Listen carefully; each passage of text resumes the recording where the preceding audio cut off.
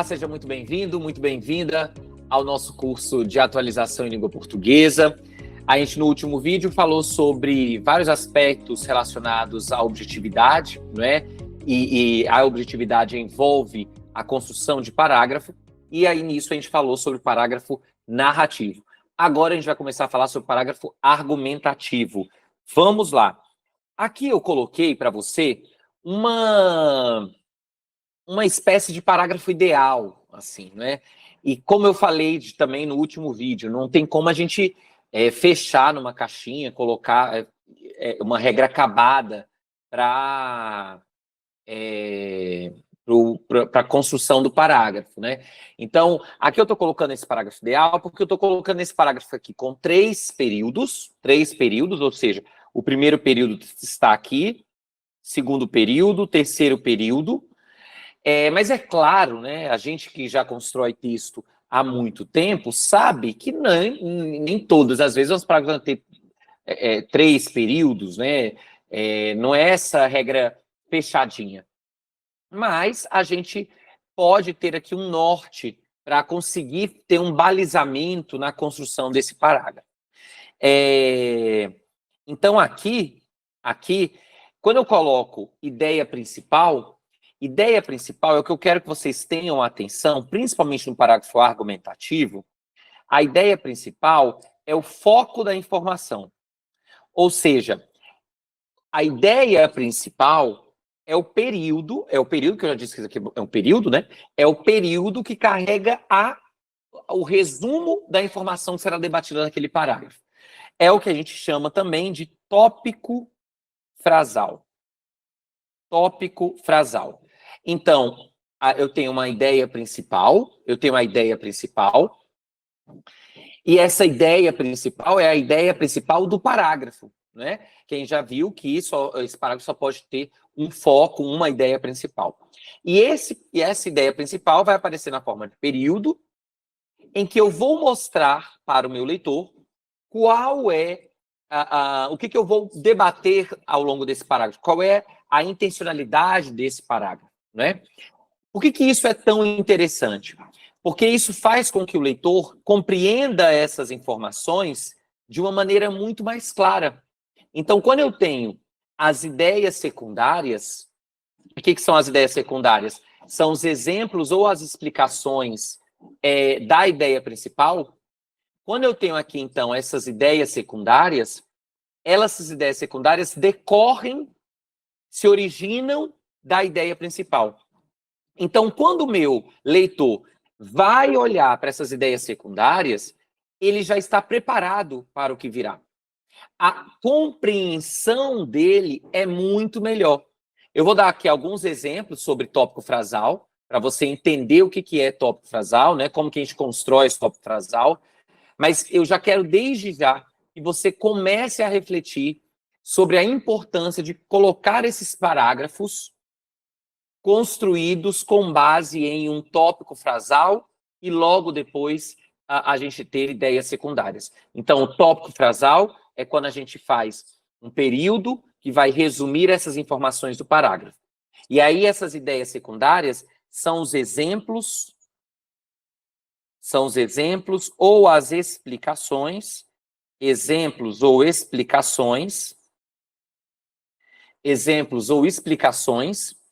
que decorrem da ideia principal.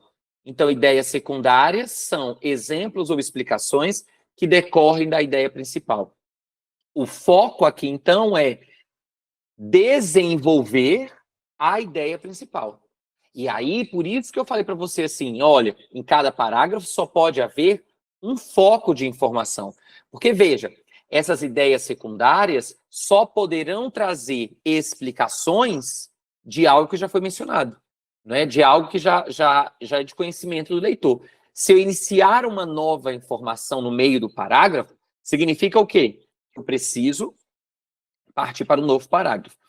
É claro, viu, minha gente, se vocês fossem aqui fazer prova, né, de concurso, enfim, é claro que eu ia falar para você que há outros tipos de tópicos frasais, né? Os tópicos frasais não ficam só no início do parágrafo. Mas para o nosso texto jurídico, para o nosso dia a dia, para a efetividade da comunicação, que é isso que a gente quer, né? Que essa comunicação seja efetiva. O tópico frasal no início do parágrafo facilita muito a vida do leitor. Por isso, recomendo fortemente que vocês façam isso. E aí, também, né, pensando nesse parágrafo, é claro que a gente, às vezes, não vai ter 2 períodos para explicar ou para exemplificar o tópico frasal. Às vezes vai ser só um, né? Às vezes vão ser 3 períodos de explicações da ideia principal. Então, tudo é uma... Eu não quero colocar numa caixinha, mas eu quero que você tenha essa noção de extensão, né? Ou seja, entre 2 períodos a 4 períodos. Tudo bem? E aí é interessante, aqui no parágrafo argumentativo, você pensar, por que colocar várias vezes, né, de maneira reiterada, um parágrafo com um período apenas, por que isso não é interessante? Exatamente porque você provavelmente vai colocar um tópico frasal e não vai desenvolver esse tópico frasal. Vai colocar isso em outro parágrafo. E aí há um problema de conexão entre as ideias, não é? Então, por isso que a gente só pode usar esses parágrafos com um período apenas, quando são parágrafos que sintetizam quase uma sessão inteira. Porque aí essa informação ela é explicada por meio de outros tópicos frasais. Entende isso? Então, por isso que a gente tem que tomar cuidado com esses parágrafos curtos, pequenos, né? Eles têm que ser utilizados de maneira estratégica. Tudo bem? Aí, vamos lá aqui. Olha aqui, para você perceber exemplos, tá? Eu trouxe exemplos da linguagem jurídica e da não linguagem jurídica para que você possa entender todos. Olha aqui. Vamos olhar primeiro para esse parágrafo. Na construção da argumentação, podem ser utilizadas algumas técnicas argumentativas para obter ou intensificar a adesão do interlocutor. Então, aqui, ó, aqui é o meu tópico frasal. Na construção da argumentação, pode ser utilizadas algumas técnicas argumentativas para obter ou intensificar a adesão. Então, aqui nesse tópico frasal que eu construí, a gente poderia pensar em falar, desenvolver a ideia de técnicas argumentativas. A gente poderia desenvolver a ideia de como que as técnicas argumentativas obtêm ou intensificam a adesão. Então, aqui são várias ideias secundárias que poderiam estar nesse parágrafo. Desde que todas essas ideias secundárias, né, sejam coerentes ao tópico frasal. Isso é o meu principal objetivo no curso, assim. Eu tenho 2 grandes objetivos, né? As 3. Eu tenho muito objetivo de que você, e que para mim é o mais importante, de verdade, que você consiga elaborar parágrafos e períodos coerentes e que facilitem a leitura. Isso é muito difícil. A galera do direito se acostumou a colocar parágrafos incoerentes, parágrafos extensos, né? Então, meu objetivo muito é que você perceba essa construção de parágrafo, essa forma de construir parágrafo. Meu outro objetivo no curso é fazer com que você entenda algumas estruturas inadequadas do texto jurídico, algumas expressões, algumas palavras, e, claro, o terceiro objetivo é que você domine alguns aspectos gramaticais importantes para a construção do texto. Agora, de todos esses 3, o principal é realmente que você comece a construir parágrafos claros, objetivos, coesos, coerentes, né? Esse é o principal.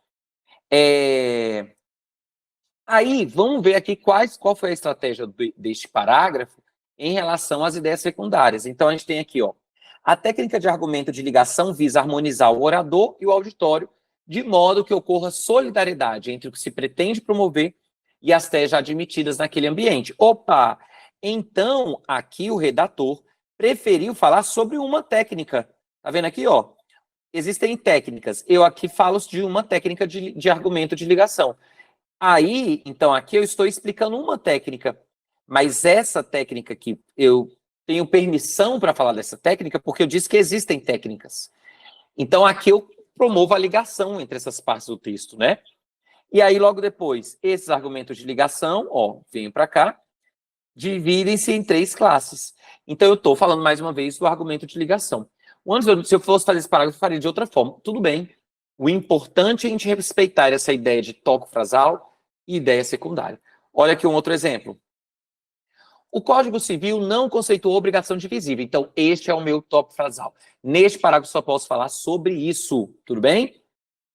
Restringiu-se apenas a verificar os seus efeitos jurídicos quando houver a multiplicidade de sujeitos, pois o interesse dessa obrigação volta-se à pluralidade de credores e devedores. Olha aqui. Então, aqui eu estou falando que não conceitou obrigação divisível, e aqui, então, eu vou falar só sobre multiplicidade de sujeitos. Aliás, estou falando que o Código Civil só fala quando há uma multiplicidade de sujeitos. Por isso que não há a obrigação, não considerou obrigação divisível, né? Dessa forma, se houver um único credor e um único devedor, seria irrelevante constatar se a prestação é ou não divisível. Então, veja que todas as informações, esses 2 outros períodos, decorrem deste primeiro período. Assim como, ó, olha aqui, vamos ver aqui agora bem apropriado ao contexto do MP.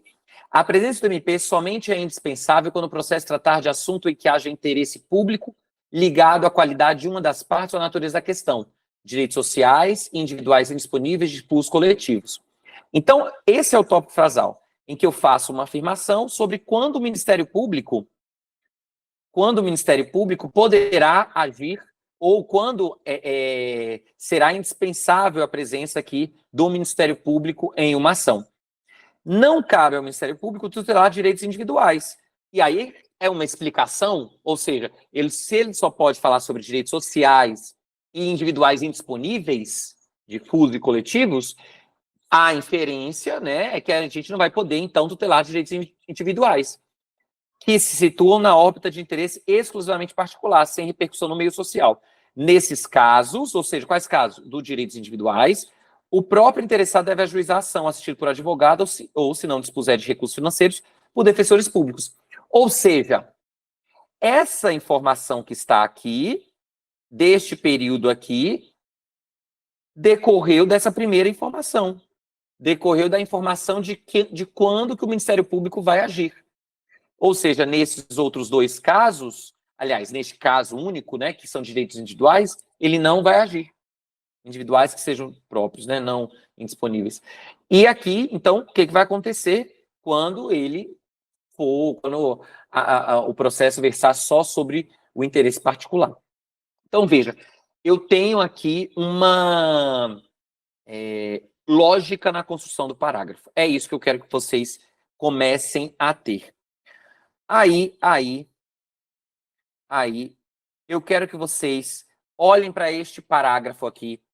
Este parágrafo não está respeitando, este parágrafo não respeita o que é uma ideia principal, o que são ideias secundárias, não diz o que é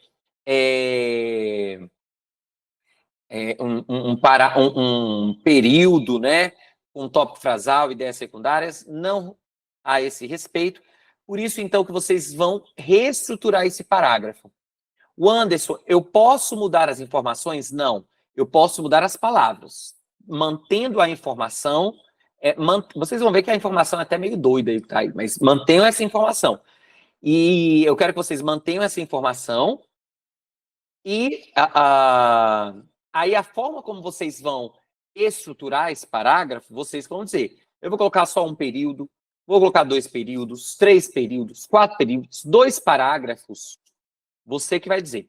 Mas a gente tem de tomar cuidado com a ideia de tópico frasal e ideias secundárias. Tudo bem? Este parágrafo eu vou corrigir na nossa aula ao vivo. Estão lembrados que a gente vai ter encontros ao vivo semanais?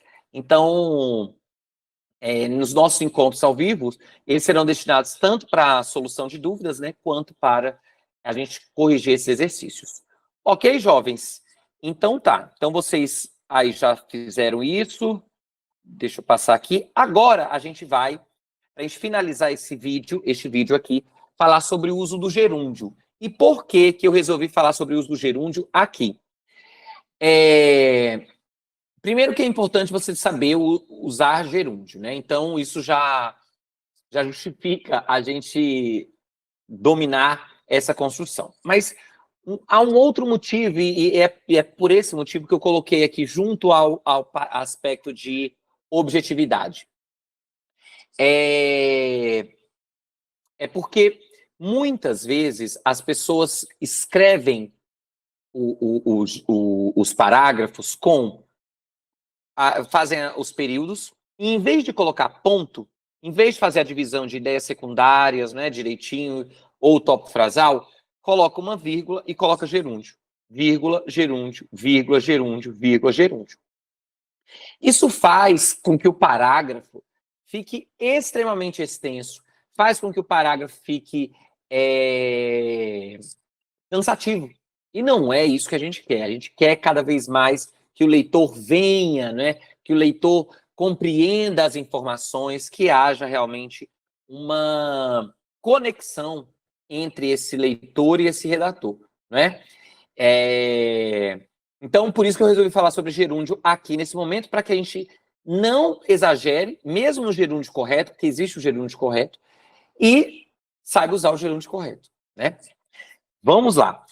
Como você está vendo aí na sua tela, só existem 2 casos possíveis para o gerúndio. 2 casos possíveis para o gerúndio.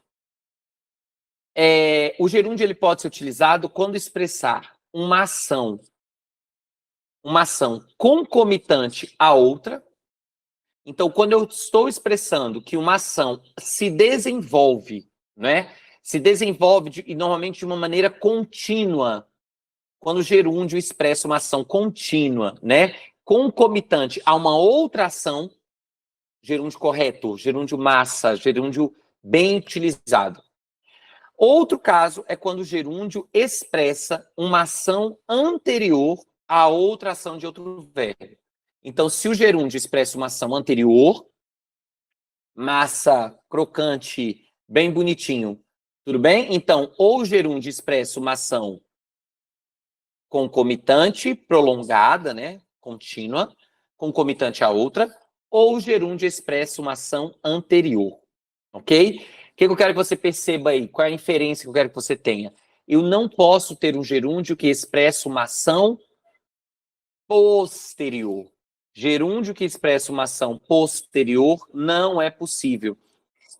Eu vou mostrar alguns casos aqui, mas você vai ver que é bem comum no seu texto jurídico a essa ação posterior, viu? Você vai ver que é bem comum. E aí você não vai colocar, você não vai usar, vai mudar essa construção. Vamos lá aqui, eu vou te mostrar alguns exemplos. Olha aí na sua tela, eu vou te mostrar vários exemplos de gerúndios corretos, de gerúndios possíveis. Na tabelinha, você nem precisa se preocupar, mas tem tanto o nome do gerúndio, quanto o exemplo. No seu dia a dia, você não precisa se preocupar com esse tipo de gerúndio, né? Se preocupe apenas com esse sentido. Ou é concomitante, ou é anterior, tá bom? Aí olha aqui, ó. Eu tenho aqui duas ações. Eu tenho a ação de chegar e a ação de gritar.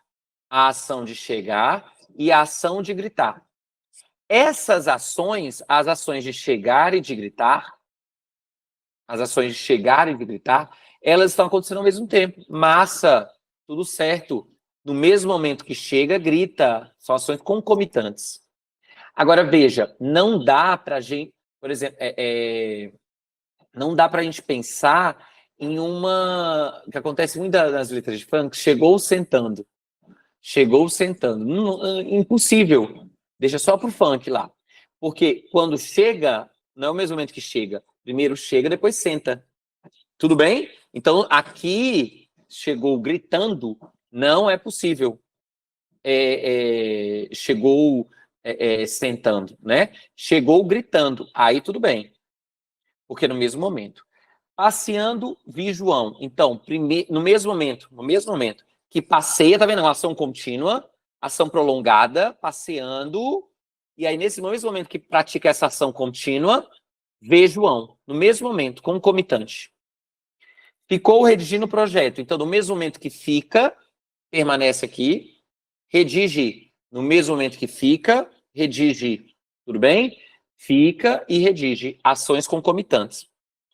Levantando o peso, deixou cair. Então agora, ó, o que acontece? Eu tenho a ação de levantar e eu tenho a ação de deixar cair. Primeiro faz o quê? Primeiro levanta o peso. Depois faz o quê? Deixa cair. Primeiro levanta, depois deixa cair. Certo? Primeiro levanta, depois deixa cair. Tudo certo. É o gerúndio antecedente, né? Aconteceu uma ação anterior. Tendo sido publicada a sentença, cumpra-se. Então, o que aconteceu aqui? Primeiro, a sentença foi publicada. Depois, cumpriu. Primeiro, sentença. Sabendo sua disponibilidade, convide-o. Então, primeiro, sabe da disponibilidade. Primeiro, sabe. Depois, convida. Primeiro, sabe da disponibilidade. Depois, convida. Então, o outro, mesmo pedindo muito, não houve adesão ao projeto. Então, primeiro pede, depois não há adesão. Primeiro pede, depois não há adesão.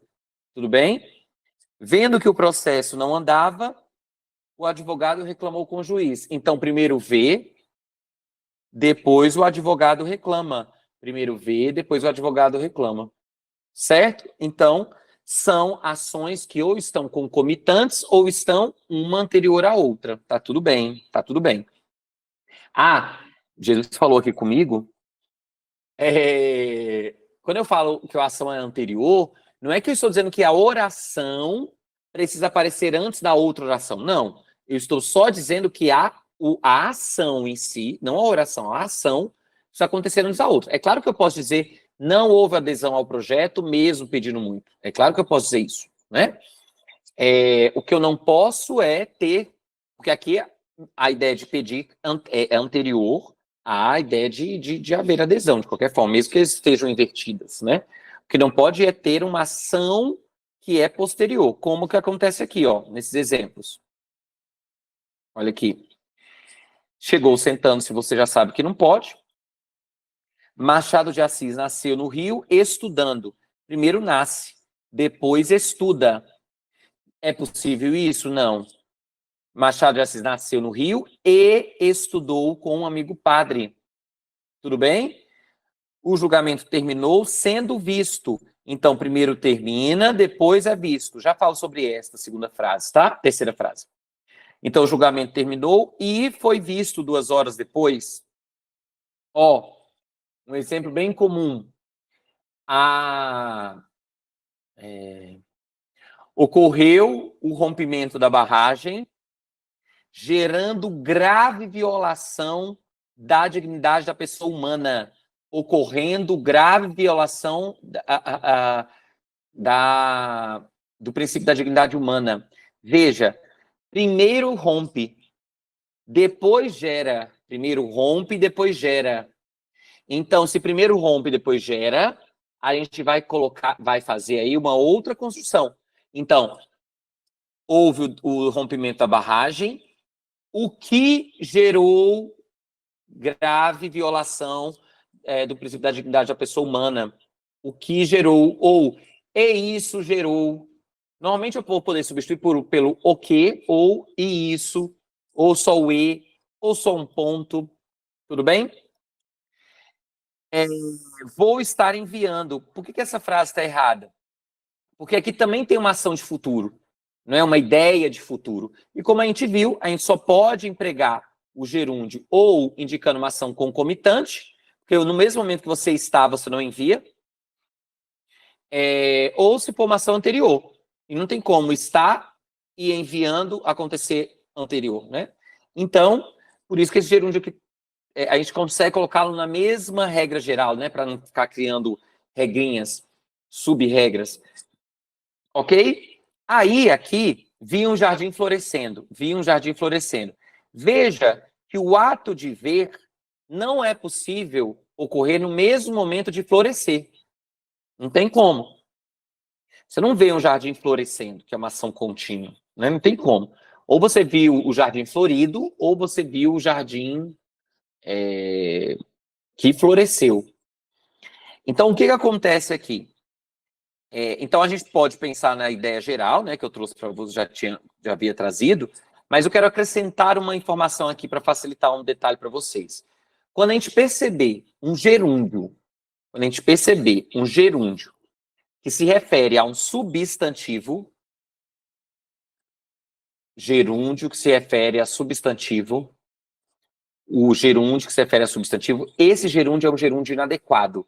Esse é o gerúndio inadequado. Como eu sei que existem alguns jovens aqui que gostam de língua portuguesa, que querem saber de gramática, eu vou falar para você a explicação completa, só para você anotar aí rapidinho. Se você não quiser saber a explicação gramatical completa, você adianta 10 segundos o vídeo.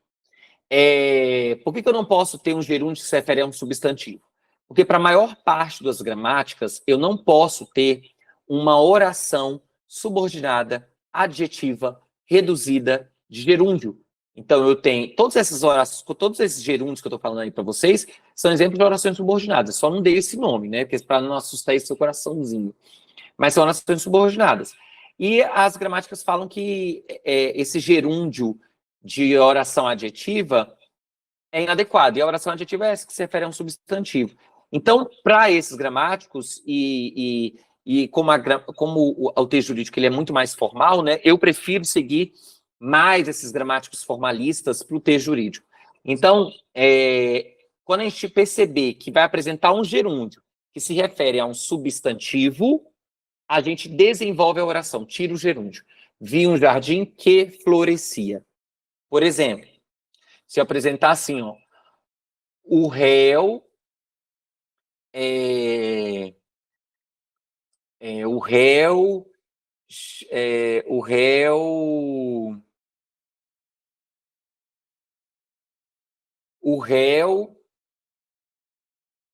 pedindo auxílio,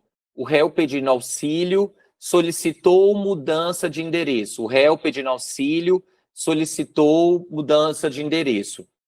Veja que são ações diversas, né? Então, não é que no mesmo momento que solicita... porque esse exemplo que eu dei pode ser que no mesmo momento que solicita, pede, né? Pede auxílio. Mas se essa oração tiver só... porque pode se referir ao verbo, isso que eu estou mostrando para vocês. Se se referir ao verbo, se for ação concomitante, está certo.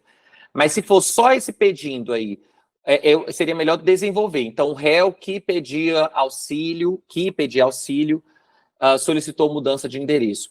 O fato é, sempre que eu... encontrei o servidor correndo na rua. Encontrei o servidor correndo na rua. Esse correndo na rua se refere a servidor.